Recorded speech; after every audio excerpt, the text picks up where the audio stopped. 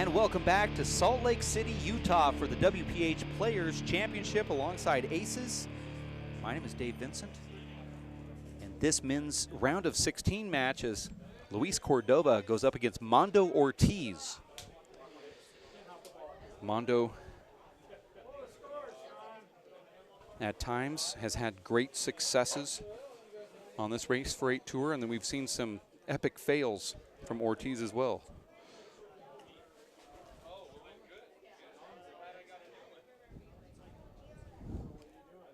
As we welcome in Dave Fink after that win versus Vic Perez, and I'm going to tell you right now, Dave, I know that wasn't easy. You had to go into your A game at the end of both of those, and I know that you're going to say that you were in it earlier than that, but when you had to make the shots, you certainly made them. Well, Dave, I don't want to humble brag, but I feel like Vic deserved to win as much as I did. He's so good. He's just so good. And I've always known he's so good, and he, you know, put it together for most of the match today, and I think he just missed a couple crucial shots at the end, and I made a couple crucial shots, and he could have won, obviously, both games very easily. So. Yeah, it was impressive. Vic Perez, you know, is a fighter, and, you know, if he just refined his game just to be a little bit more offensive, it would just put fits on players because he is so athletic. And well, I feel like he was killing everything. I mean, when he wasn't pinning me up in the back corners, he was killing it. I mean, you know, very good. Now, Dave, these guys are playing for the third time in less than a month. They played in San Francisco where Luis Cordova led 9-1 in the tiebreaker. That was one of the biggest comebacks we saw all season. And then in Juarez at a pre-TPC race shootout, it was another tiebreaker won by Mondo Ortiz. And Dave, remember, the biggest win of Luis Cordova's life was on this very court. Race for 8 won season 2012. Luis Cordova defeated Mondo Ortiz on this court, and that moved him into the Elite 8, where he became the youngest player in the history of the Players' Championship to finish the year in the Elite 8. I was just studying my notes while I was stretching. Very nice. Good work there. And then they played in New York as well, just at the last event in a playoff match, didn't they? No, because Luis didn't qualify there. Right. So you said they played 3 times in the last Yeah, it was San Francisco, was Juarez. Juarez, and the third one was? This is the third. Oh, okay. This you said they played. Yeah, I thought maybe. This will be the third. But, Dave, this is a match that's very hard to call because Luis Cordova started off this season, I thought, playing exceptionally well. And since then, Dave, he seems to be on a slight decline where he's obviously failed to get out of the round of 16 and then not qualifying in New York. And Mondo Ortiz, Dave, just hasn't really gotten it out of first gear all season. It's shocking to think that Mondo has not made a semifinals yet this year. Yeah, really. You know, he's only won in the round of lost in the round of 16 once, and the rest of the matches lost in the round of 8. And, Dave, if you would have said that last year after watching him beat Paul Brady on this court, you would have said I was crazy. Yeah. You know? That's true. Well, that's Mondo, though. He is streaky, and we've seen him make some, like I said, to open up. We've seen him make some monumental tournaments and wins, and then we've seen him not so sharp. And we don't know which one's going to come up here. If Luis Cordova is playing the way that we know he can play, this could be a defeat for Mondo. Well, I think Luis Cordova's style is kind of a foil to Mondo's style because Luis knows how to slow the game down, and he uses that slow serve, which frustrates Mondo. Mondo likes to play that grounded pound, fast-paced style. And Luis Cordova won't necessarily allow him to do that. And Luis is a get artist, Dave. Returning the serve from you hear the announcement from our referee, Vic Perez. Mondo Ortiz will be returning the serve. Luis Cordova from now Florida 0-0 is serving. That looked like a screen serve, Dave, not called. Interesting, Dave. Last time Mondo played on this court, well, last season, defeated Paul Brady. Last time Luis Cordova played on this court, defeated Mondo. Dave, I have to ask you, before we get really into this match, Paul Brady. I read that he was up 9-4 and defaulted. Yeah, he looks like he could have. No offense to the player that he was playing, but it looked like he could have just walked to that win. But he's got other things going on in his mind, and he knows that the doctor said that he had a slight tear, and he felt that he can come out here and play and maybe see how it was going to feel. But he said it was getting to the point where it was starting to clench up, and he was having to lock his knee when he was running. He goes, I don't want to ruin my hip or You know, Dave, as a player, there's times, and I know you know this, that you're sitting at home thinking, there's no way I should even go to this tournament. I'm too injured to play. And then you get on the court and feel fine. Oh, yeah. So you have to give yourself that chance, because sometimes you do get on the court and actually feel good when you thought you wouldn't even be able to play. That's an amazing shot from Mondo. Yeah, it's absolutely ridiculous how being competitive coupled with injury and endorphins all mixed together, because you could be sitting at home and the endorphins rush when someone starts talking about the game. I remember years ago, and you know, historically, just between you and I in conversations, I've had historical knee problems for a long time.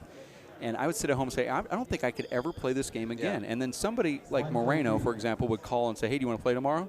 And all of a sudden, instantly, no pain anymore. Like something just rushes through your body. Like, yeah, I do want to play. I've got #1 player on tour is asking me if I want to play. Yeah. And then you're saying, I don't know, I think I'm injured. And then 30 minutes goes by and you go, I'm not hurt anymore. My knees don't hurt. Why is that? You know, Mondo's kills are just so pretty, Dave. I mean, all these guys can end the rally, but it's just the way Mondo does it just looks so good. So smooth. Yeah, he really is. And that flat rollout style. And you see Cordova there. That shot's just as effective, Dave. It might not look as spectacular, but he does what he needs to do. And Dave, Luis has just that lethal right arm. He has to actually register that, Dave, at the airport as a carry-on. He actually has to fill out. He says it's 4 forms of paperwork. And I said, why don't you do it electronically? And he said, they don't let you use the same arm to register the arm, if you know what I mean. You have to. You know that his left not quite as strong, so it has to fill out all the paperwork, and it cannot be electronically. So it's just the way it is, I guess. Second serve. Look at that power. Oh. Dave, I know you've had a lot of discussions as to whether Mondo's strong hand is his left or his right. I think it's his left. You say no way, but, I mean, when I watched him sign his name on on the check when he was handing it over, I'll explain that story later. I can't wait. He was doing it left-handed, and I thought, well, that doesn't mean that that's your strong hand, but it does mean something. It does mean something to me, because I don't have the use of my right arm right now after surgery, and I'm thinking my left is nowhere near what I thought it was. World play 2.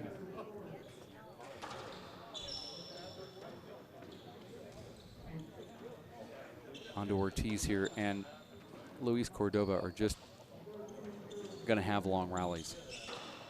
Normally you'd say Mondo Ortiz would just put everything away quickly, but you have to remember what Cordova also does is that he's sort of a specialist of just keeping the rally going to wear you down, and Mondo is easily worn down, especially in an altitude like this, but Mondo's a serve and shooter.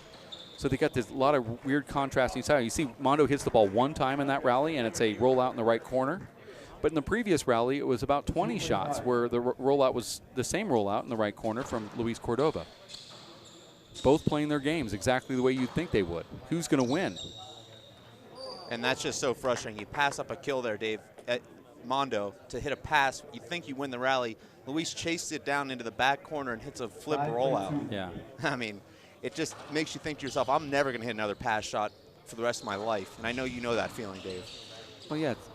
It's horrible, actually, because you say, well, I can't win for losing. Well, you say to yourself, well, everyone's going to be so impressed with how smart I play with this pass shot. And then it ends up getting re-killed right in front of you. First time out, 1 minute. Score 6-2. I thought Mondo sort of got out of the block a little late and maybe kind of hyperextended his knee or something strange happened there where he might have slipped and his knee buckled slightly around that dotted line. I'm not sure it'll be on this slow-mo replay, but you possibly will see it here, Dave. Watch. What an amazing Watch Mondo's legs. That was early in this first game. That beautiful underhand paddle and about the first rally of the game. Great shot. Now he goes to a paddle that just didn't work at all, and Luis will find the right corner there. And Dave, if you're watching at home, Luis is able to hit that ball so perfectly because he lets the ball roll through his hand and out of his index and middle finger. Now, if you ask Luis, he wouldn't even know that. You know, and I'm not saying any player would. It's just kind of the way it is. You don't know as a player. But if you really think about it, that's what he's doing. He's not slapping the ball. He's not just, you know, swinging as hard as he can. He's actually letting his wrist do the work and letting that ball roll through his hand. It's kind of like from the palm out the tip of your fingers as it feathers out, and the ball hits the side wall and flies toward the front wall. But he does it because he knows that he can feel it, right? It's like you're guiding it in perfectly. It's a highlight shot. Right. And I saw Luis online playing the two-wall game in Juarez, Dave, and he has that perfect. I don't even know anything about two-wall. And as soon as I saw him swing in the two-wall game, I said, that's the two-wall swing. Yeah. You know. Second serve. And here is a second serve for Luis Cordova, 7-2. I mean, Dave, it's kind of like if you watch somebody play tennis, you may not play tennis, but you know when someone has the right swing for tennis. And a terrible start here, Dave, for Mondo. Just a combination of Mondo being a little flat and Luis Cordova capitalizing really on his opportunities. Short. Score here is 8-2. It's the Players' Championship, Salt Lake City, Utah. Second serve.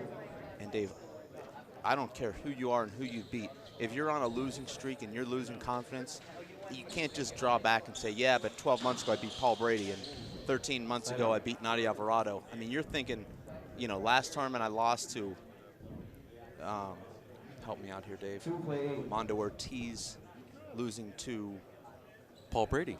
Paul Brady. At the last and then losing in the playoffs as well. One agrees, call stands. Second serve. But, you know, Dave, before that he lost to me, and before that he lost to Sean. So it's just been kind of un-Mondo-like, and I think that as much as you tell yourself, you know, this is going to be your tournament, once things start going the wrong way, those things start to creep into your mind. But then again, they can all go away with one great win, as you know. And now he's getting really quick points here. That looked like it slid a little bit, and Luis does not complain. Well, he doesn't normally complain. That's right. 4 plays 8. Kind of his MO. 4-8. Game's going to 15. That over the line again. Ball kind of sliding-ish. There's your shot, Dave. Mondo elects to take that with his left. That's when your first time most out, 1 minute, right-handers would have scores taken that with their 5-8. right. I'm sure we'll get a great instant replay of that during this timeout. That's a ball that's right in the middle of the court, and that's kind of, if you're looking to see if somebody's left-handed or right-handed and they take that with their left, you almost say to yourself, well, I've got my answer. Maybe he is left-handed, but also I thought he would take it with his right. Just right here is where you turn right-handed. Yeah. To what he does there, though, Dave, with his left is he forces Luis to play one side or the other. He has two shots there. With his right hand, he really only has one shot. Yeah, but he gets to pin him behind himself with that right shot, and that's why I was surprised. He had that spot where he could have done it really easy, too. When it was in fast motion, I thought, well, yeah, you have to take that with your left, but no. In slow motion, you can see easily he could have pinned Cordova behind him, go to the left corner, maybe down the right wall with an inside out, but he just feels comfortable. I'm not sure if he is left-handed or right-handed, but I think he's fooled us for so long because he serves right-handed. Look at this, how beautiful the slow motion shot is. 5 plays 8. Mondo Ortiz. Dave, I know the team had the lights out in one of the courts yesterday and doing some slow motion work under spotlights. Yeah, it was pretty cool. Yeah. We'll try to show you some of that coverage. No doubt we have it canned up. And actually, we have it of Mondo Ortiz, who's here on the court right now. And I think that's a great two-shot combination there from Luis Cordova, who hits a real hard hop at Mondo's feet, forces him to go for a shot when he's off balance, and then he has the easy put away on the next shot. 8 plays 5.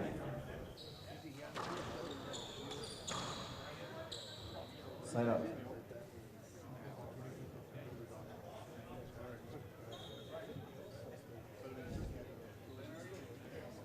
Five plays 8.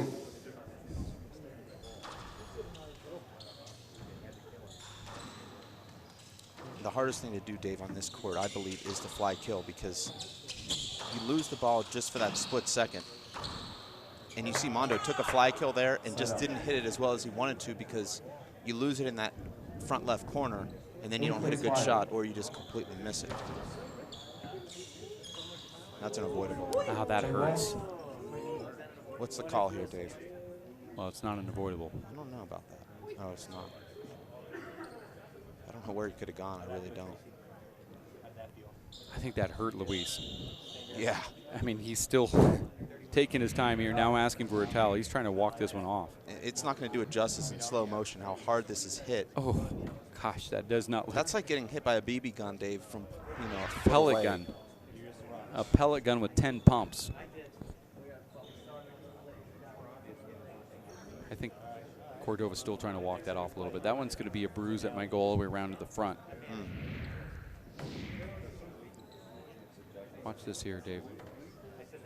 Oh, I agree with that avoidable hinder. Thank you. I mean, there's from that angle there. Nowhere. If you're a foot in front of your opponent, where can you hit it? Yeah, true. Yeah. Even if you are aiming to another spot, you're still going to hit it. It's mathematics. I think this court works a little bit against Luis Cordova because his best shot's in that right corner, and it's not affected by the glass at all. Dave, I know we've got a whole weekend here together. This is our kind of our Super Bowl here this week in Salt Lake City. Dave, I want to congratulate you on 10 years of the WPH, the 10-year anniversary. Yeah. I know you started this, Dave, as just a dream and a watch this. Here's that dark court foot fault. Yeah. Serve. Well, that actually wasn't necessarily a serve, but Dave, 10 years. You started this when you were living in Northern California with Jeff Kastner, who I know is listening and working here today. Yeah, and 2 minutes. the strides that the WPH has made has just been astounding, and it was great when it started. You know, this was the greatest thing to ever happen to handball in 2005, and now here we are. You know, doing stuff like this. Yeah, 10 years later. Super slow-mo cameras. And it's just outstanding. Watching the ball spin, reading the label. So truly, Dave, from all the players and fans and supporters, thank you.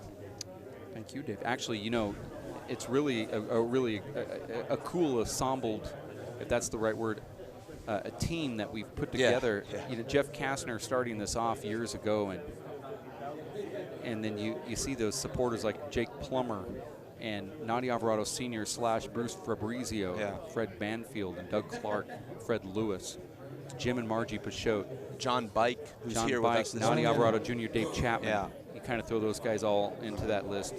Of course, Mike Coulter, Dave, who started the Las Vegas event. And just look how cool this is here. Mike Coulter, Vegas, 3-ball ball.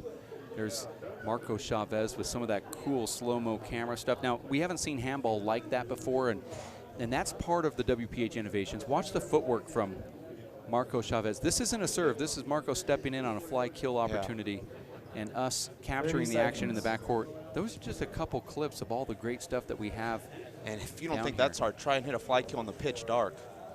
Not easy.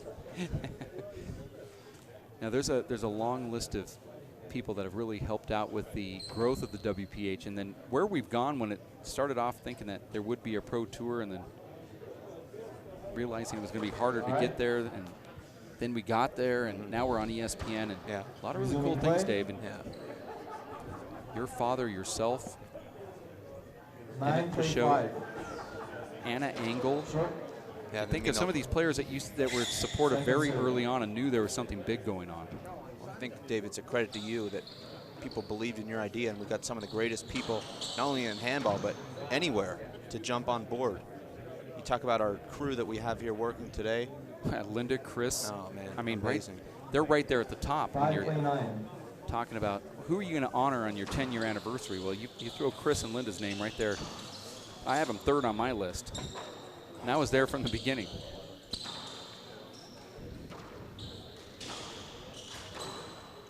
And Luis, just a terrible shot there. So well, he's looked really good, but Mondo's kind of 6:29. pecking away, and you don't want, if you're in the Cordova camp, to peek out a little too early. And I know I said this earlier, but Jake Plummer, really big influence. I thought that ball broke, but I guess he just hit it so hard. There's a spot on the court here about 3 feet over. It just sounds like it's broken. But well, I know I thought I hit an ace at 13-12 in the second game. I still can't believe. Oh, that's an amazing serve. 2 straight aces now for Mondo. 8:29. 8-9 here. Dave, obviously we're at the end of the Race for 8-4 season, but I mean, you talk about next season, not only the amazing events, but who's going to be in the top? I feel a shifting of the guard here. We've got Danny Cordova. Danny Cordova's could be the very well. We've got Mondo Ortiz, who's number 6 now, but you could see him being number 1 potentially next year if he puts his mind to it. You got Stephen Cooney. I saw a slide. We're going to replay that. Check the Luis ball. Cordova, who's always dangerous. And then just a whole slew of Irish players that don't come over all the time, but they're seeing Tom Sheridan. He never qualified on the old tour. What does it say? Does it say that this is weak, or does it say that there's so many good players out there that anything could happen on a given day? Well, Dave, I read your write-up today, and I agree. I mean, he took his methodical style and just basically took a guy who's extremely talented but a little bit green in Eric Torres, and he exposed him for it. You get in there with somebody that really knows what they're doing, and they overcome 25 years age gap. You know, just because you're 23 playing against a guy who's 48 doesn't mean you're going to win. Right. You still have to go in there and do it. And you know, Eric is right at that point where he's not quite experienced enough, and Tom's at the point where he's obviously as experienced as anyone and still has enough game at the age. Well, Eric Torres' father is younger than the guy that beat him. Not that that means anything, but it does kind of play when you walk in there. It gives you this confidence that you're going to win, and if you get a little too overconfident and don't realize who you're playing, I mean, you're talking about a living legend, one of the top players Ireland's ever seen is Tom Sheridan. Well, I mean, Dave, how much confidence does it give you as Tom Sheridan? Last weekend you beat Paul Brady. What's going to intimidate you?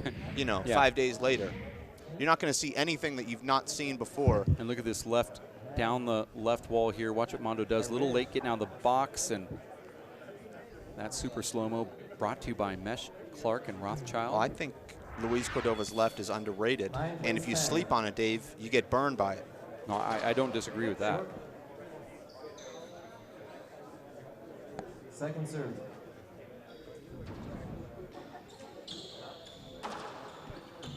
Terrible serve and a terrible return from Mondo, and now it's really anybody's rally here. Dave, would you consider these two rivals? Absolutely, yeah. I mean, it just seems like it to me that they're building one over the last maybe year. I'd like to see them play later in a tournament. That's, I think, when the rivalries kind of really flourish. If these guys were playing in the semifinals, you know, for a shot to get to the finals, not to say either of them wouldn't want to win more, but there'd be even more on the line, and I think more defining to these two. But right now, Dave, Mondo was down big, 8-2, and now the score is tied at 10. It's tied at 10, but it was Mondo looking like he had all of the momentum, and then Cordova's come back and said, "It's, you know, hold on, dude." Right down the middle.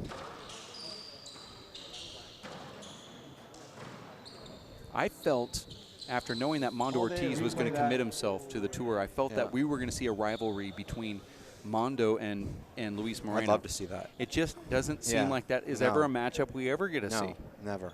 But that's an odd one because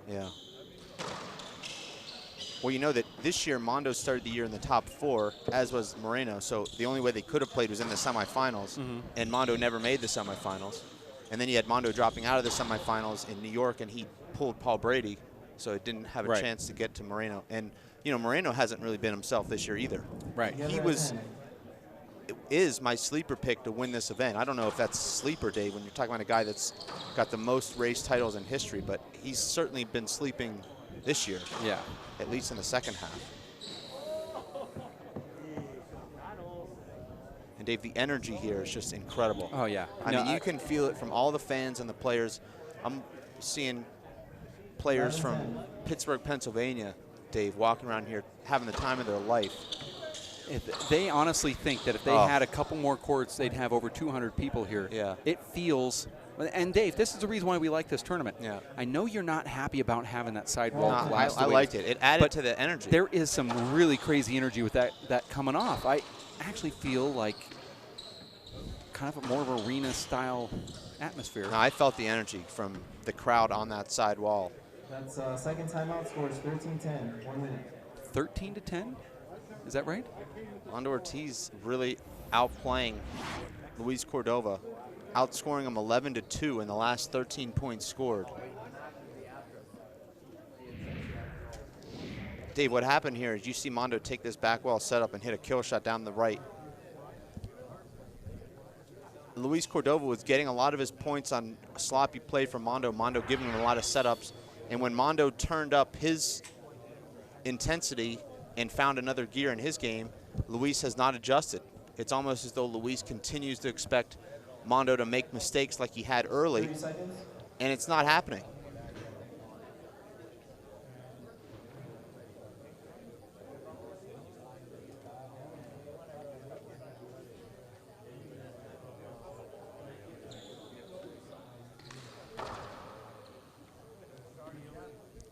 But, Dave, how can we not mention, you know, next season, Daniel Cordova, Stephen Cooney, Mondo Ortiz, Vic Perez, Dave. I mean, Vic Perez coming into his prime. I mean, we've always known he's good, but no matter how good you are, you need that experience. He came out here in the first season and almost knocked off Alan Garner, who was, you know, number 1 or 2 at the time. And since then, he just continues to do what he does, which is play great handball. And now with the experience, he's a guy that you'll go in there and say, well, I'm not going to beat him because he doesn't have Pro Tour experience.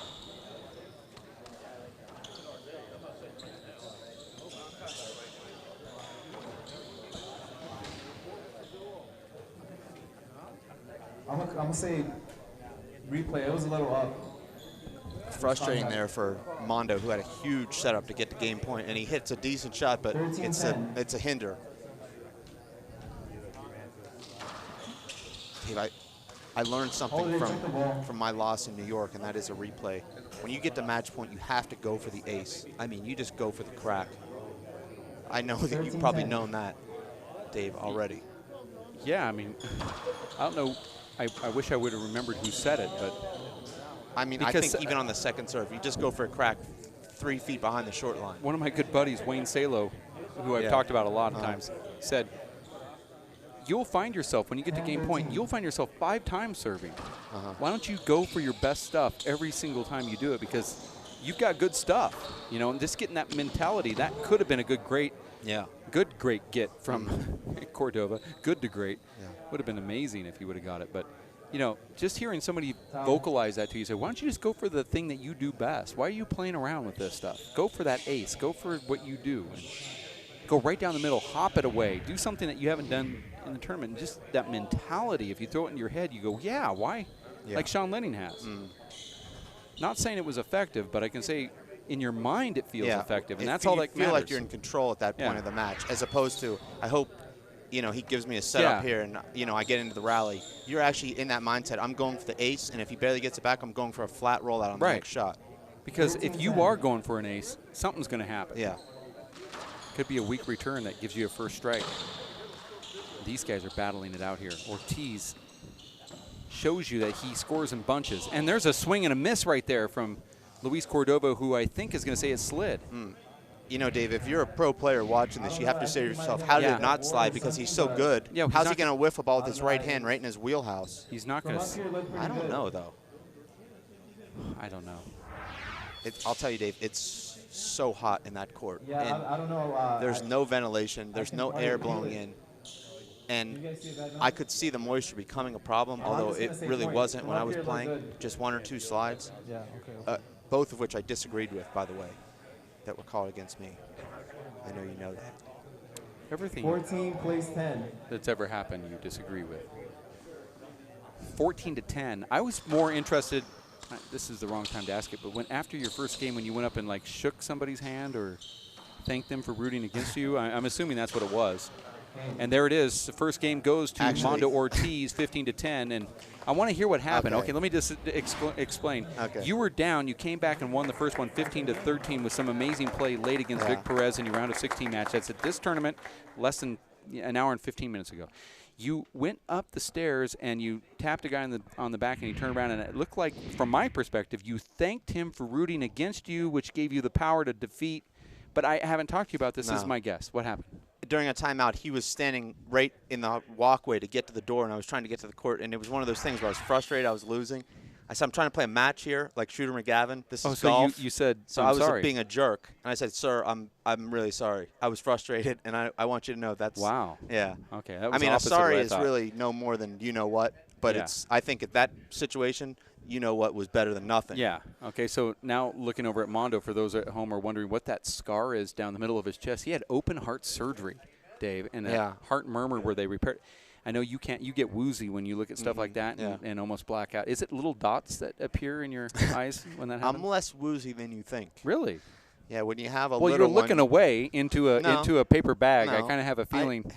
I don't like to look at guys without their shirts on. For that long. Okay. Even There's though another I'm one term that never for that. wears one. Okay, that's a term for that. But yeah, and that mark you see on Mondo's chest is a open heart surgery 3-4 years ago, and maybe 5. It seems like it was just a few years back. But and I think when you have a little one, you have to show him that you're not afraid of anything. I mean, what am I going to do? Just be afraid of every spider and snake that I see? I mean, we live in the desert. Yeah, that's true. I mean, some unique wildlife there. But I think if you're Mondo, you take that shirt off so they can see the scar, right? Yeah. You think I'm afraid of you? They gave me 10% chance to live. Mondo Ortiz taking down Luis Cordova here in that first game. 15-10. You're watching the WPH race for 8. Simple Green, they've been trusted in homes like yours for over 40 years. Their all-purpose cleaner uses a non-toxic, biodegradable formula that's safer for your family and your environment. Easy handling for the toughest spills, splatters, stains without the harsh chemicals. Safe and washable surfaces. This one is the best cleaner you can get on the market, and I guarantee that for you. Visit Simple Green at simplegreen.com. Print the coupon and try it out today. They have it right on their homepage. You can check it at your local retail outlet, or you can just simply go to simplegreen.com, and I think you'll see what I'm talking about. I want to thank them for their patronage, and also for the players that go to the Simple Green U.S. Open of Handball in late October to kick off Race for 8 season number 5. That'll be the Simple Green U.S. Open in Fountain Valley, California, October 24th through the 27th. And we'll definitely be there doing what we do best. And that'll be our first stop on the Race for 8 tour.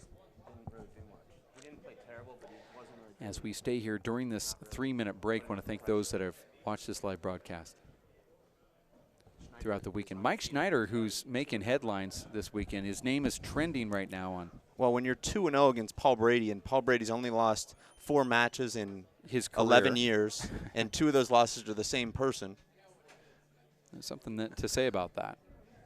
Yeah. No, it was a great conversation. Mike Schneider talking to Anthony Celeste, the 2 giant killers, and then Mike said, but I do it a little different than you do. Yeah, I force him to quit. Yeah. Yeah. One is more of a figure of speech. One is literally killing the giant. Yeah, you've beat Dave Chapman. You beat Sean Lenning. You've got Dave Fink in your back pocket, but I've got Paul Brady twice. Well, tomorrow we've got Mike Schneider against the winner of his club mate, Stephen Cooney and Daniel Cordova. I mean, the winner of that semifinals, maybe top 8. Wow. I mean, there's no stopping Mike Schneider now, literally. I mean, obviously if you beat Paul Brady, you can beat anybody, but if you beat Paul Brady and then you play the lowest seed possible in your next round, the 8 or 9 seed, when you... The only thing that could possibly beat Mike Schneider is Mike Schneider. Yeah, that's it. I think so. Everything else is easy after that Paul Brady win.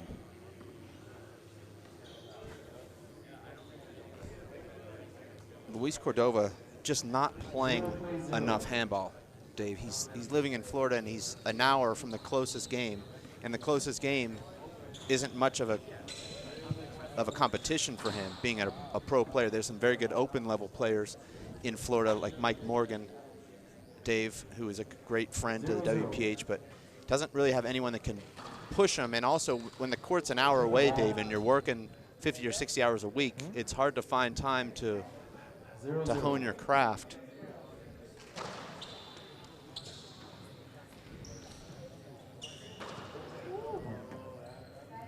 And Dave, this is what you have to be wary of if you're a Mondo opponent. He outscored Luis 13-2 to end that first game, and now he's off to a quick start here. Just amazing serves. 2-0. And the difference right now between these 2 guys, Dave, is Mondo really playing with a purpose. I saw the ball good. One agrees. I'm just going to, yeah, he says, I call the ball good. He agrees. So I'm going to say call stands, point. And we'll get a good look at this here. Does look like it was short. 2-0. Luis Cordova could have gone to the video appeal there. Probably would have won it. I'm not sure he even knows about it.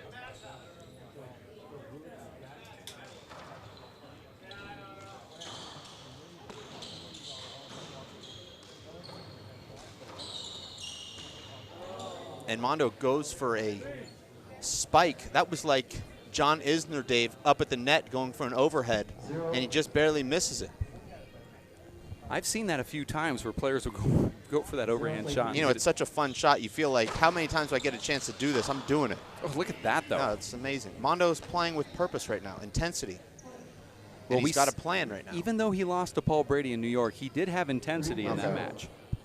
That just shows you that intensity won't win things for you. It might get you on the highlight reel. Yeah. Like that last shot. They both agree. Call stands. Second serve coming. Second serve. Dave, have you seen a lot of that slow-mo camera stuff? No, I haven't. It's really amazing. I'm looking forward to it. And I'll show you when we have that shot that we saw from Mondo just a couple seconds ago when he hit it flat. You're going to see a replay of that here when we have our next available break or some other great stuff. And Luis has to put that away. Even if he wins this rally, Dave, he's got to figure out a way to win these rallies on the first opportunity and build some momentum and show Mondo that he can't just flip the ball back. He's going to make him pay for it. But Dave, you know as an opponent, if you can just flip the ball back into play without any fear that your opponent's going to flat roll it. I agree with that call. Yeah, because Mondo pinned himself and basically took himself out of the play and then made a reaction to it. It's interesting, Dave. The referee is Mondo's very good friend. Yeah, maybe even rooming together. I would say they probably are, and they're both great guys. Look at that left-handed kill shot from Mondo. Not sure what's going on here, but maybe either playing to the crowd or... I think Mondo's a little winded right now. Yeah, you can feel it, Dave. What were you feeling like when you were in there? I know I ask this every year, but, you know, it is different, right? Well, I have to say I felt fine. With the exception of 2 long rallies, I was feeling it, but I think I would have felt that way no matter where we were playing because we did have a couple of really hard rallies, probably 20 or 25 shots, and you're going to feel that no matter where you are. You mean a timeout, Mondo? 3 play 2. But I worry about this here, Dave, because Mondo has that heart condition, and he's really pushed himself, and he's at altitude, and I just don't want to see Mondo, you know, jeopardize that. Well, I just about got out of my seat to go up and ask the referee what's going on, and you know when I do that, it's not Well, but I understand player safety, but you know, Dave, in tennis, they have a kind of an unwritten rule that after a really hard rally to Grand Slam, they'll give the player an extra 5 or 10 seconds. And I think that's fair here in this altitude because you've got guys that are really pushing themselves in mile-high air in which they're not accustomed. Yeah. I wouldn't hate to see referees understand that because it is challenging. This is the Players' Championship. Here's some of those slow-mo replays that we have.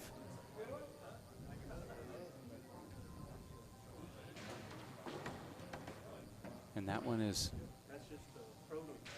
of Mondo catching the ball. Watch this here, Dave. People say you can't see the ball. You can see the ball 100% of the time. Looks like Mondo makes contact there a little bit behind his center of his body, but he's so strong. 4 play 2.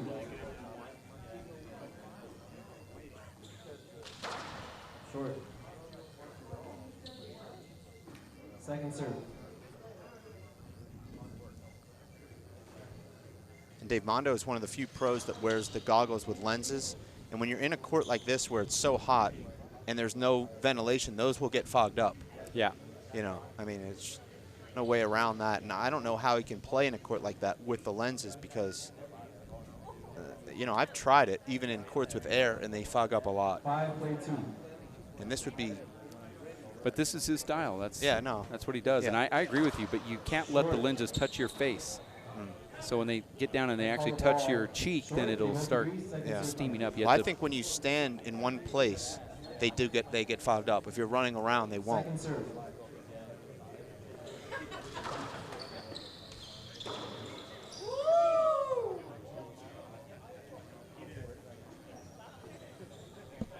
Two play 5.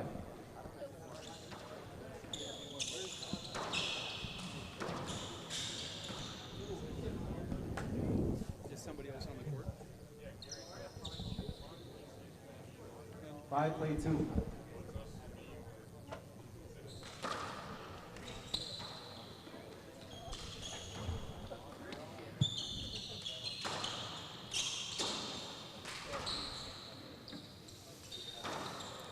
Amazing shot there from Mondo, who seems to have figured out that very difficult back left corner glass. And he's not having any trouble at all with that.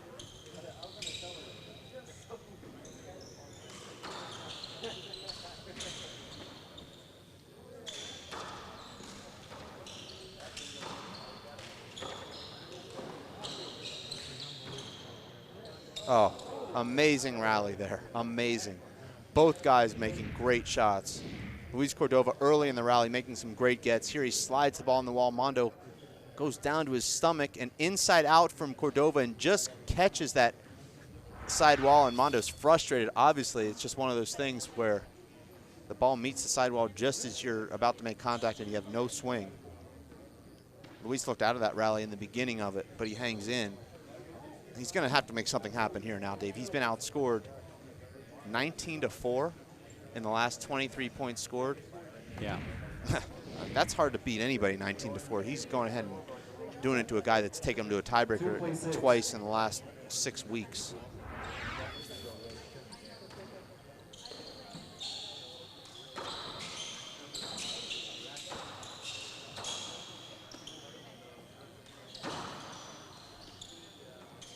And Dave, the Cordova brothers, if Daniel were to win today, would be the first pair of brothers to finish the season in the top 8. Yeah, that'd be amazing. Not at the same time, but, you know, in the first 4 seasons. With the Garner brothers, close, but yeah, close. No cigar. Yeah, well, they'll be starting from zero next season. Hopefully we'll see them. That ball sounded like it broke. I mean, I know I'm going to say that a lot this weekend, but that was one of those that looked like it was coming off the back wall and it just died back there. Just kind of caught the crotch.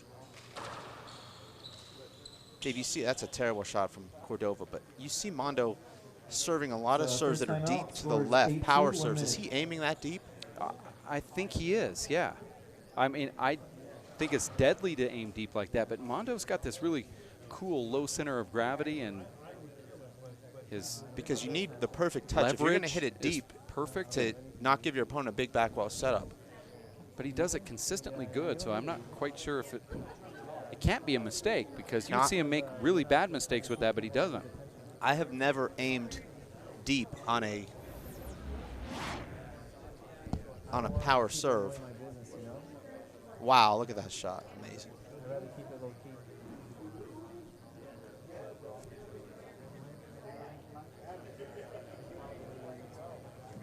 30 seconds. And you see Mondo there hitting it what looked like behind himself off his back foot, but sometimes, Dave, as a pro player, you get actually more leverage and more power on the ball planting your back foot and hitting off of your back foot. You use that kinetic chain all the way up through your right leg, through your right arm. And that's how the pro tennis players hit, Dave, off the back foot.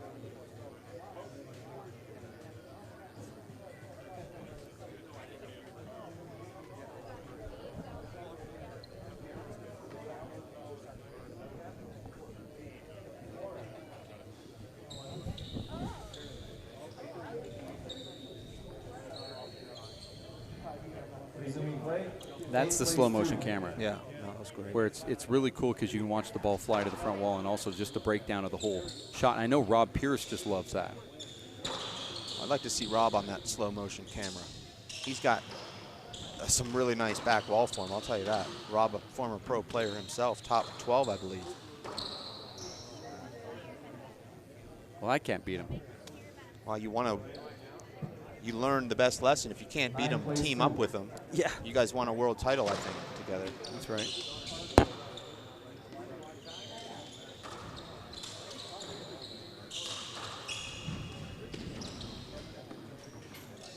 Can't beat him, join him.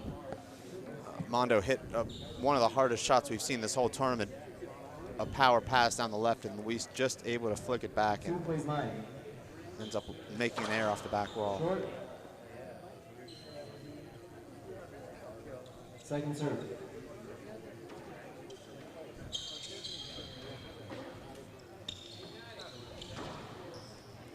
That did slide.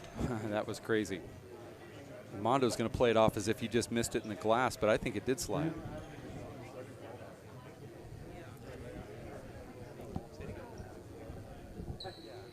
3 plays 9. Short. Second serve.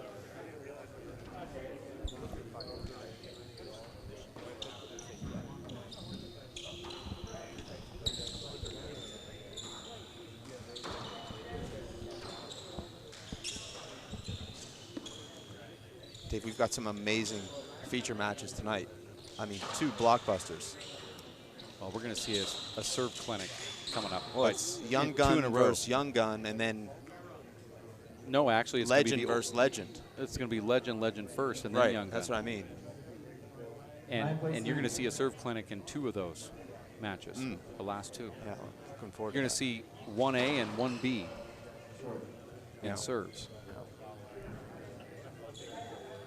Second serve. I believe we'll see Noddy Jr. hit more unreturned serves than Daniel Cordova. Wow. That's that left hand again. Is that one of the prettiest shots you've ever seen in your I life, love Dave? it. I love when I see it because he does it so effortlessly, but with so much power, which is an oxymoron. 10-3 here. That was short. I thought so, Short, too. short, sorry. You know, Mondo bounced that ball badly and hit it anyway, and that's why he hit it so slow. Sometimes you just say, you know what, I'm going to hit this anyway. Yeah. I mean, I'll do something with it. Second serve.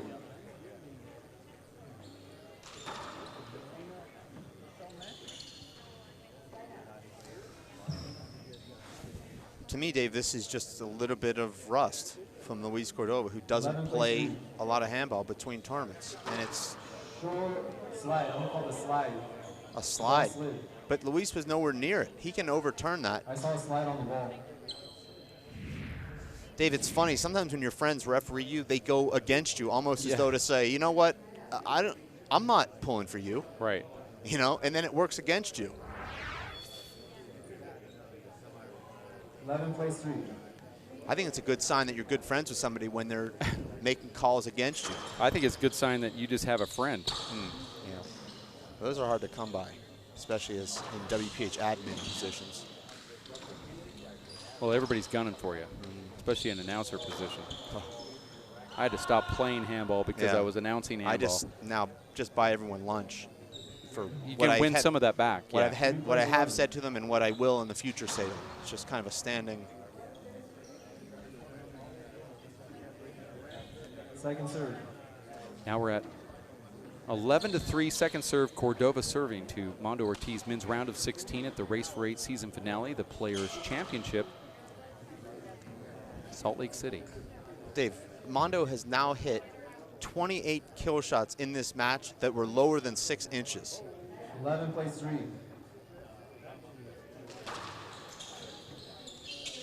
Luis Cordova, Dave, only 9 of that same variety.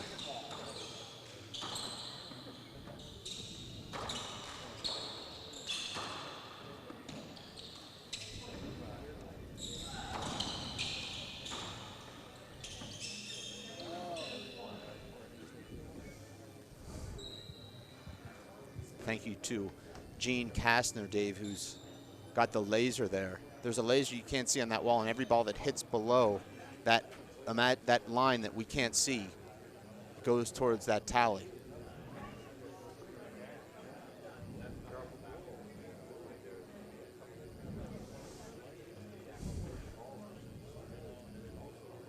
Dave, this is just not what we expected. Aside from that good start from Luis Cordova, hasn't been really all that competitive. He defeated Mike Semplifs today in the qualifier. And Mike, you know, Dave is a pretty good ball player, and he said that's just another level. I mean, that guy's just got everything. And then he comes in here, Luis Cordova does, and looks like kind of like Mike did against him. Yeah.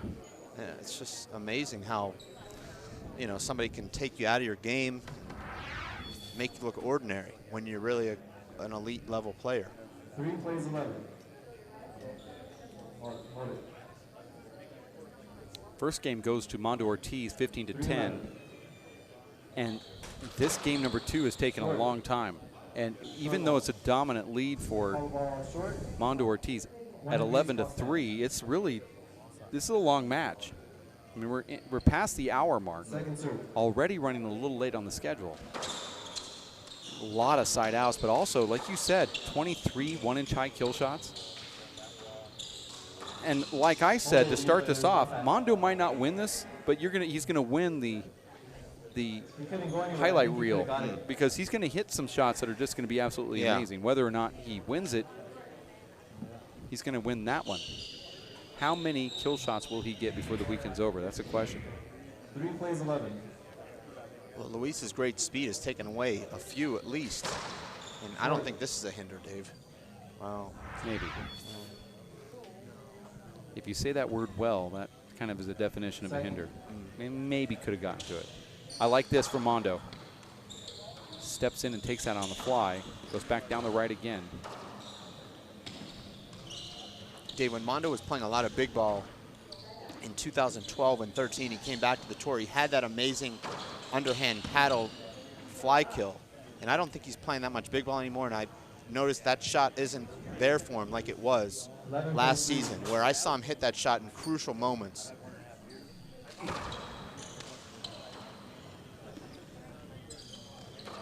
You know, as much as he's a first striker and does those things that he does well, he actually has a very well-rounded game. Yeah. That ball's just sliding all over the I think that was place. down. I think it took a funny slide, but I think the ball was already down. I don't disagree there. But I don't, but it could have been down because of that slide. But you know, the first area of your gloves to get wet is the back of your fingers, and he hit that one with a fist reverse. So he comes over it where it's probably sweaty on his fingers. Here's another slow motion replay from RNA CPAs. There's that ball, and it does skid out. That could have been gettable, Dave. Yeah, I think so. Short.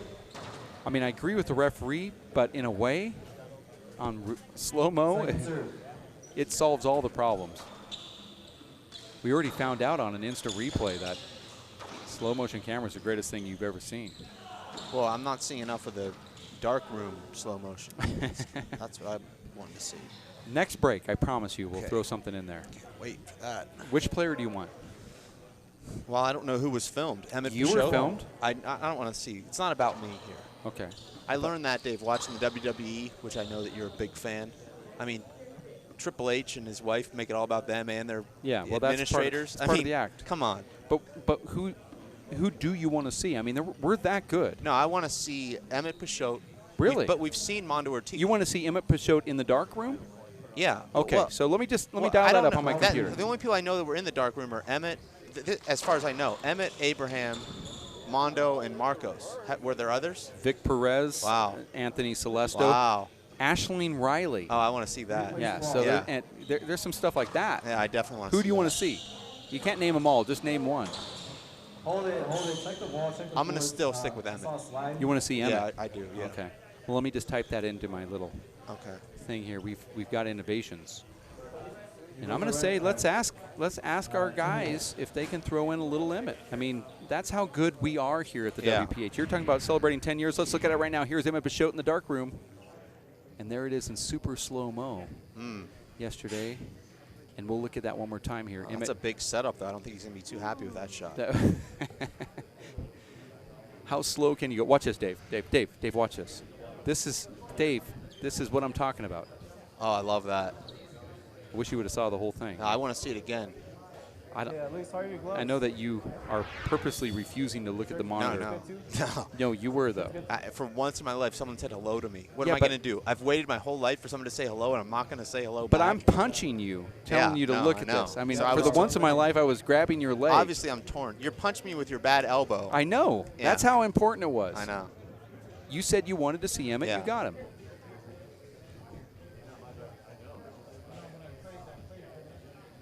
Well, we gave it to you, and that was your one shot, Dave. That was it. I'm sorry. That's like your one appeal that you get per game. Watch this right here. Emmett Pichot in the dark room. This is the super slow-mo camera that we...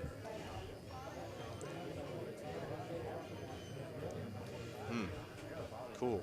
Pretty cool stuff, huh? Well, I like how loose he keeps his arm, and that's something that he's worked hard on.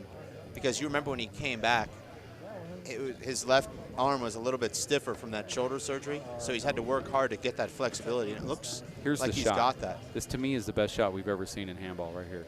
But, Dave, you can remember Emmett at the 2008 Showtime in Seattle, and it was like his elbow was a rubber band. Yeah. You know, and I think he doesn't. Of course, when you get older too, you lose some of that. 3 plays 12. I want to thank the Emmy Award-winning Chris Garrad and hopefully future Emmy Award-winning Jeff Kastner. Well, the fact that Jeff Kastner doesn't have an Emmy makes me question the whole process. And that's not to take anything away from Chris's Emmy, because he clearly deserved it. But I didn't question it when Chris got it, but when No. Jeff didn't get it, I started to question it. Right. But it was after Chris already had it, so there's not much you can do there. It's like taking somebody's bloop single away from him later. Yeah, that doesn't count. 12-3.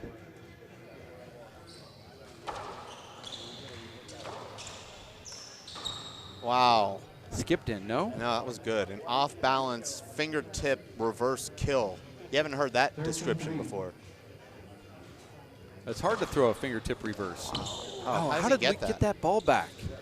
Nope. Yeah. Point. And Dave, this just is not the Luis Cordova that I'm used to seeing. It's not to take anything away from Mondo. He is playing steady handball right now. Serves 3. But Luis hasn't made Mondo really dig deep here either.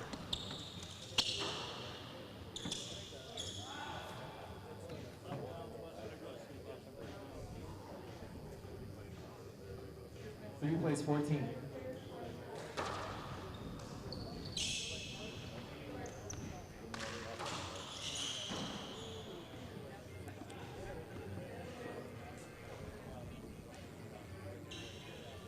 No tiebreakers yet today, but we've had a lot of matches go overtime. It's interesting. Tom Sheridan said to me after his match, he said, I couldn't believe how fast the ball was moving. He came and hit the ceiling. He's coming from Ireland where it's so slow. I think this is the slowest court we've played on all year. It's strange that way. Because I was hitting balls to the ceiling that I thought were going to go off the back wall, but they didn't. And it really, for us, from what we've played on all year, and that's not to say it's a bad thing. I prefer the court to be slower, but he's coming here thinking it's the fastest he's ever seen, and I'm thinking this is the slowest court we've played on in years, since last year when we were here. Also playing at altitude, this ball's a little different, but even then, he's used to these large windups to hit the ball to the Well, he's also playing in a court that's 40 degrees with a ball that's a lot spongier on walls that are, you know, probably completely dead and damped and molded from years of being out in the countryside. You know, Cordova's not going away. Well, it's a little too late for him, and he lost that one in the corner.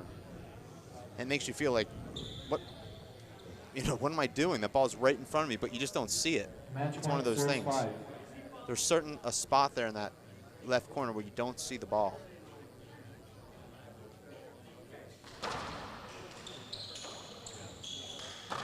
There it is. Mondo Ortiz takes down Luis Cordova, defeats him by the score of 15-10, 15-5, and he advances to the quarterfinals here in Salt Lake City at the Players Championship. This instant replay brought to you by Mesh, Clark, and Rothschild. This is the WPH Race for 8, where we'll have Nadi Alvarado coming up right around the corner with his match. We want you to stick close for that because it's going to be electrifying. And then following that will be the conclusion of today's action in the round of 16 when Luis Cordova's younger brother, who's making a name for himself, Daniel Cordova, will face Stephen Cooney in about 45 to an hour from right now. In the meantime, though, it'll be Nadi Alvarado, 41-year-old Nadi Alvarado. I say it wrong every single time, but we'll certainly be talking to him soon on this live broadcast when he puts on the headsets. Win or lose, we'll have him in the booth, and we're going to watch his match coming up next. Stick around. More action for Dave Fink, Dave Vincent here at racefor8.com. We'll be back.